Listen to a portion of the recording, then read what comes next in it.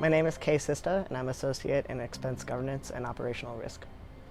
Over the last few years, there's been a rise in anti-trans sentiment materializing in consequences such as issues with pronouns, laws about bathroom usage, and even obstruction of gender-affirming care, especially for young people. Many of you may not be friends with a transgender person to hear a personal perspective on these issues, and because of that, I thought maybe I could share some of mine. Canada is the first country in the world to collect census data on transgender and non-binary people, something the US only recently started doing as of July of 2021. The census found that 1 in 300 people aged 15 and older identify as transgender or non-binary. Young people overall are more willing to disclose this information. It's common sentiment to think that people are too young to know this information, but I could speak from personal experience that I knew who I was since I was a child. The only thing is I didn't have the language to communicate this. I think the rise of people identifying as transgender and non-binary is heavily influenced by the creation of language to describe how they feel. Also, there's greater social awareness and acceptance around the issues surrounding the community. Though my journey started late, I'm extremely lucky that I work for a company that emphasizes inclusiveness and allyship.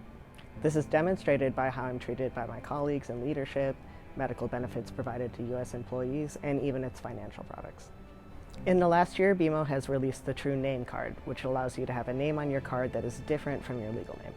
In the US, a legal name change is an onerous process that can cost upwards of $500. This program allows more people to use their new name while pursuing a legal name change, or for those that just go by a different name than their legal name to see that on their card. For those who are trans and non-binary, the card name can out them, or in more severe cases, cause the merchant to doubt if the card is theirs. It's just an example of the tiny little pricks that can lead to a long-lasting hurt.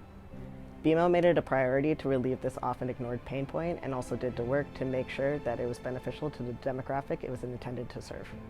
Another example of BMO's allyship is the design of the new BMO Tower in Chicago. Bathrooms in the BMO Tower all have signage welcoming people to use the bathroom they most identify with. My first day back in the old office after many years at home reminded me that a majority of my work stress didn't come from my commute or my work, but whether or not I'd be confronted using the bathroom.